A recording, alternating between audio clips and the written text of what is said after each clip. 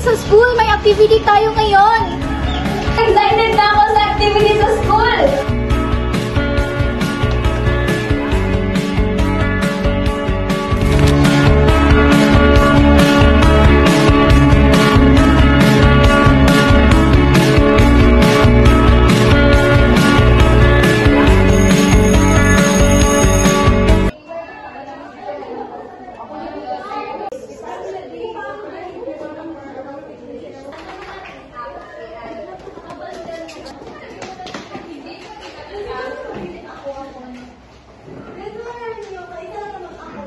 Okay, nandito na ba ang lahat? Opo. Okay, please tagal. Magandang araw, class. Ngayon ay gagamit tayo ng interactive learning apps para sa ating kalakayan sa math and science ngayong araw. Ang init naman.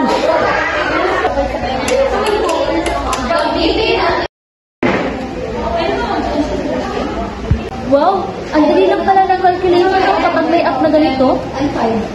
Sir, pwede po ba namin i-present yung output namin sa community? Siyempre, ito ang magandang paraan upang inyong mga natutuhan ay may apply sa inyong totoong buhay.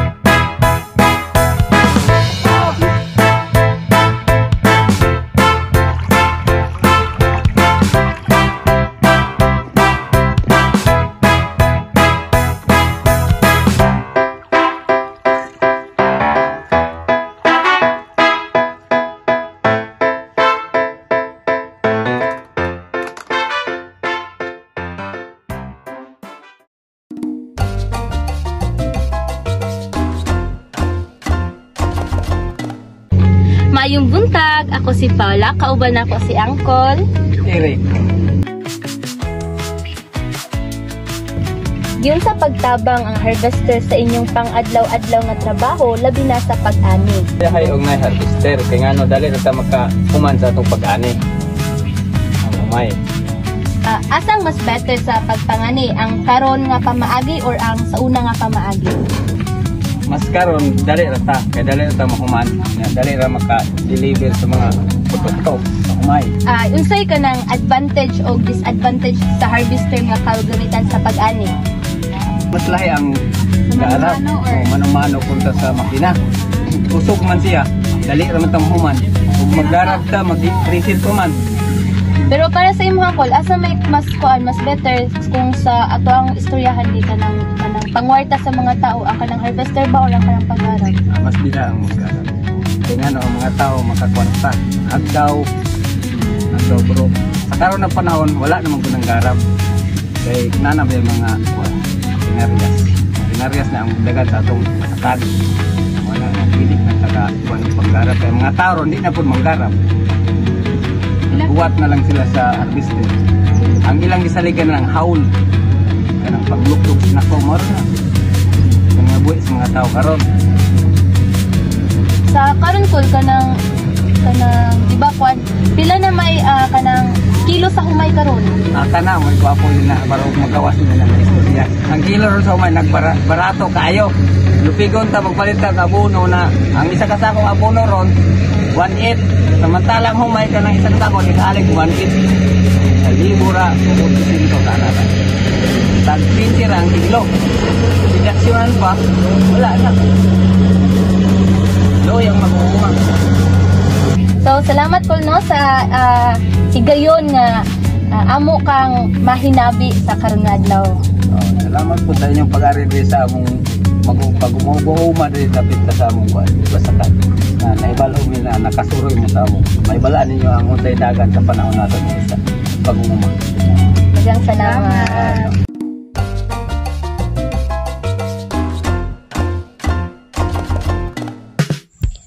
Dati, inaarawan at inuulan ng maraming tao ang pag-aani at paggigiik. Ngayon, kayang gawin ng isang combine harvester ang paggagapas, paggigiik at pagsasako sa mas maikling panahon at mas maliit na bilang ng tao. Nababawasan ang pagkalugas sa pagkatapon ng mga butil kumpara sa mga manumanong paraan na nagpapataas ng kanilang kita. Malaking tulong pa ito lalo sa mga lugar na kulang sa mga magkaw sa kanilang bukid.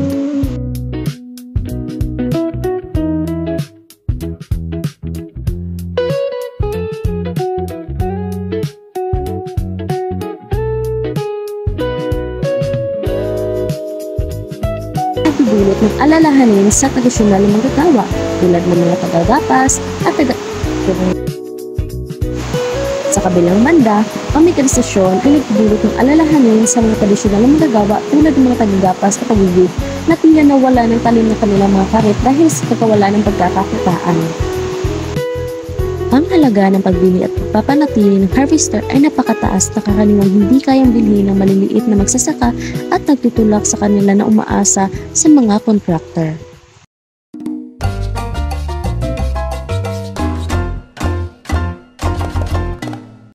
Mayong hapon sa tanan, nata karon sa Tekson paanakan diri sa Prosperidad ug karon na aduna kita ipangutan-on nga usa ka staff diri sa ilahang clinic aron sa atong mga pangutana bahin sa teknolohiya.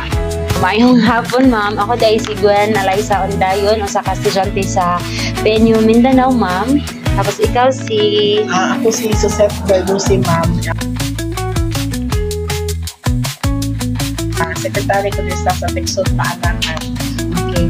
So, daghan kayong salamat ma'am no sa time na imong gihatag ma'am. So, ang amo lang yung gusto mabalaan ma'am is unsa ang mga technology nga present sa inyong clinic karon? Kuan ang number one din sa mo ang is computer. Wala man dito ang kuan din since clinic ko naapon ni apil ba ang ref ang ref kay kinahanglan ko siya sa clinic. Tapos kanang sa paanakan ma'am, kanang pagpaanak na sa mga kuan ma'am, wala na may ginagamit na mga technology ma'am. Ika na sa mga bata. Kuan ma'am, Doppler, kana gani ma-flag of heartbeat sa bata. Siya. Ang ultrasound. Napod na diri ma'am. Oo. Ito may ultrasound diri. Sige, okay ma'am. Tapos, ang second question ko is, unsay mga advantage na nahatag sa mga technology nga nasa inyong clinic? Ang parehan sa computer kay kuan siya ang amo ang kuan nami accredited na sa PhilHealth no. Sa una is kanang mga papel amo ang ginapasa sa ilang karon is paperless na pro computer na ang pag-submit so mas dali siya para sa amo Okay ma'am.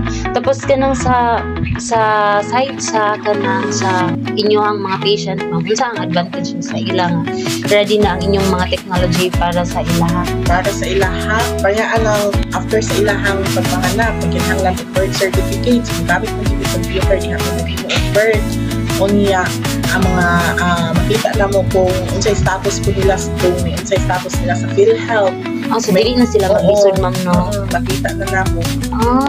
So mas maayo kayo sige ma'am. Tapos sa karon, naaba mo yung plano mo kuha o ganang or mo invest pa o ganang mas ganang mga new technology bitaw ma'am nga magamit sa inyo hang operation diri. Siguro pag abot sa panahon kung unsay mga kulang or kanang mo upgrade sa pa na mas gamit sa amo possible lang po yun.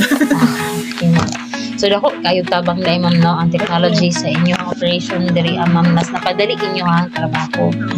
Salamat. Sige ma'am. Salamat kayo ma'am na sa mga oras ma'am. Tunay ngang napakalaking ambag ng teknolohiya sa iba't ibang larangan o ahensya ng gobyerno dito sa Pilipinas, partikular na sa Tekson paanakan.